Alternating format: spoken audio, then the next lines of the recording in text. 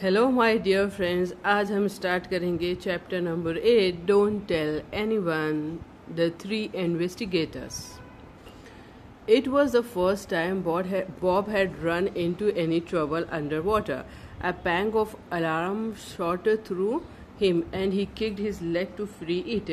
The grip on his ankle tightened. He was sure he could feel himself being pulled backward. He turned frantically to see what had grabbed him, and as he did so, his arm brushed his face marks. The next thing he knew, he was blinded. Water had fogged the marks, and for a second he couldn't remember how to clear it. Then something gripped his shoulder. For a moment he was sure that the monster, whatever it was attacking him, but three light taps on his air tank told him Jeff Morton had come back to his rescue. Jeff's hand gripped his shoulder, calming him gradually. Bob relaxed. As he did so, the grip on his ankle also relaxed, though it did not release him,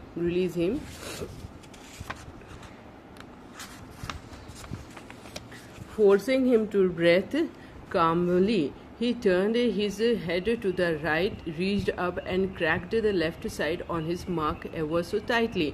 Then he breathed out through his nose. The air was forced out of the marks, taking the water with it, and he could see again. The first thing he saw was Jeff Morton shaking his head. He pointed, and Bob looked down to see what had caught him. A loop of hope. He doubled over and eased the rope off his flippered foot. Angry at himself for panicking, he shot ahead a few feet and waited for Jeff, expecting him to end the dive immediately. However, Jeff formed a circle with his thumb and forefinger, a sign everything was okay. Then he swam ahead again and Bob followed, carefully keeping clear of the wrecked ship. They swam the length of the ship, then all around it, the fish moving aside for them as if they were just two harmless larger fish. Bob saw more lobsters sheltering themselves under the yacht. If he had brought a trap, he was sure he could have bagged a lobster or two. They swam until Bob was relaxed again and enjoying himself. Then Jeff headed for the surface at an unhurried pace. They could see the bottom of the anchored motorboat. A moment later, they came up beside it, their masked faces popping from the water like the snouts of some strange monsters. Jeff swam to the steps at the side of the boat and climbed in. Bob followed. How was it? Peter asked eagerly, helping him in the boat. Bob shook his head. I don't do so well, he said. I got snagged on a rope and got panicky. Jeff Morton agreed that he hadn't done so well. He gave them all a brief lecture on getting too close to tangled wreckage and followed it with one on losing your head in an unexpected situation, the most dangerous thing a diver could do. Then he relented and smiled. Maybe it was a good thing it happened now, he said, a harmless but helpful lesson. Bob recovered himself well, and next time I am sure he will keep calm. All right, Peter, now it's your turn. Peter got ready swiftly. In a moment, the two divers were gone beneath the water, leaving Bob and Jupiter alone in the gently bobbing motorboat. Bob told Jupiter to his experience in more detail, adding, I think next time I go down, I will have more confidence. Now I know I can make myself act calm and clear my face marks if I have to. Jupiter was about to reply when they heard a voice hailing them. 100 yards away, the tiny sailboat owned by Chris Marcus was gliding silently toward them. Chris came up beside them and swung around, letting his sail flutter down. His white teeth gleamed against his deeply tanned face as he grinned at them. Then that fellow Tom Faraday tells you bad things about me, I guess, he said, his smile vanishing. I hope you don't believe him. No, Bob said stoutly. We don't believe him. We think you are all right, Chris. I'm glad to hear that, Chris declared. He reached out and caught the side of the motorboat to steady his craft. He looked at the variety of diving gear in the motorboat with some longing, but said, really, why do you need all that stuff to dive down to sunken yacht? I can go down that far just in my own skin. I am a real skin diver. It is true that Greek sponge fishers can go down more than 100 feet without any diving apparatus, Bob asked. Sure, easy, Chris boosted. My father, when he is a young man, he goes down 200 feet with just a stone to make him sink fast and a rope to pull him up again. He stays under 3 whole minutes without breathing. Chris' face clouded. But he dives too long, he said, and he gets sick. But someday I find a treasure, take my father home, get a little boat in Greece, and be a fisherman myself. Chris' smile came back. Got to get busy. Keep looking. If I fish to find treasure, he said.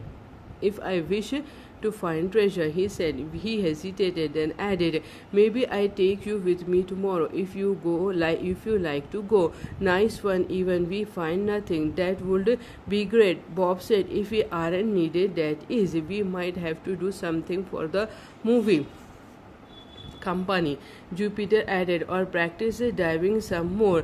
Then he surprised them and himself by giving a mighty sneeze. Are you catching cold, Jupiter? Bob asked. Do not dive if you have cold, Chris wanted. Ears hurt fierce. Well, go so long. I just get busy. See you tomorrow, maybe. He let go, hoisted his snare, and in a moment the little sailboat was skimming across the sunlit surface of the bay. A few minutes later, Peter and Jeff Morton surfaced and climbed aboard. Peter shrugged off his gear, grinning widely. It was terrific, he said. Had a little trouble clearing my extrusion tubes, but I swallowed hard and that fixed them up. Now it's your turn, Jupe. Jupe got ready a little less eagerly than the authors. Jupe was not naturally athletic, and though he liked swimming all right, he was not really keen on it. When he was ready and had passed Jeff Morton's inspection, he and Jeff slipped over the side. Bob, Pete said excitedly as the other two vanished under the water. Guess what, Bob? What Bob asked. I think I saw something just as we were turning to come up. I saw something gleaming on the sand about 50 feet from the sunken yacht. I will bet it's a gold doubloon. If we dive again, I am going to try to find it. Wow, are you sure? Not positive. I just got a glimpse of something bright. But it could be. Everybody says their treasure scattered loose all over the bottom of this bay. Bob started to reply, then stopped. Jeff Morton and Jupiter were already coming back up. In fact, Jeff was helping Jupiter, who was swimming blindly. His marked face twisted to one side of his face. What happened? Bob asked. Nothing to be alarmed at, Jeff said. Somehow Jupiter knocked his face marks loose. I don't know how, but we aren't down far and he didn't lose his air hose. The two climbed aboard, Jupiter looking miserable. My ears hurt as we went down, he said. I tried to swallow to open the extrusion tubes. Then I had to sneeze. I pulled out my mouthpiece and held it, but I had to move my face mask to sneeze and I couldn't put it back again. And well, I guess I didn't do well. Too well, he finished miserably. He sneezed again. You are catching a cold, Jeff said sternly. You should never have tried to dive today. Lucky we were only down a few feet. No more diving for you, my boy, for the next few days. No, sir, I guess not, Jupiter said humbly. The air conditioning on the plane yesterday was pretty chilly, and then being out in the storm last night, well, I guess I'm catching a cold all right. Never dive unless you are in excellent health, Jeff said, especially not if you have a cold or cough. Well, I am supposed to give your kids practice in diving and I will go ahead with Bob and Peter. But if you are going to be laid up, we may have to change our plans some. For the next couple of years, Bob and Peter alternated in longer and longer dives. By the end of the afternoon, they felt weary, but were sure they could handle any simple underwater diving that might be required of them. On each dive, Bob kept his eyes open for the shiny thing Peter said seen, but he didn't spot it. On the last dive of the day, though, Peter came up with his right hand tightly clenched. He scrambled abroad and hastily removed his face mask and mouthpiece. Look, he said exultantly. He opened his fist. On his palm lay a worn but shiny round coin, large and heavy. Good grief, Jeff explained. A doubloon. He examined it carefully, dated 1712, and Spanish. All right. Peter, whatever you do, don't let anybody know this about this. I mean, besides us and your father. Why not? Peter asked, puzzled. You mean someone will try to take it away from me? No, it's your all right. You found it on the open sea bottom, but the people around here are treasure happy. They know in their hearts that there isn't any gold on Skeleton Island. But if word got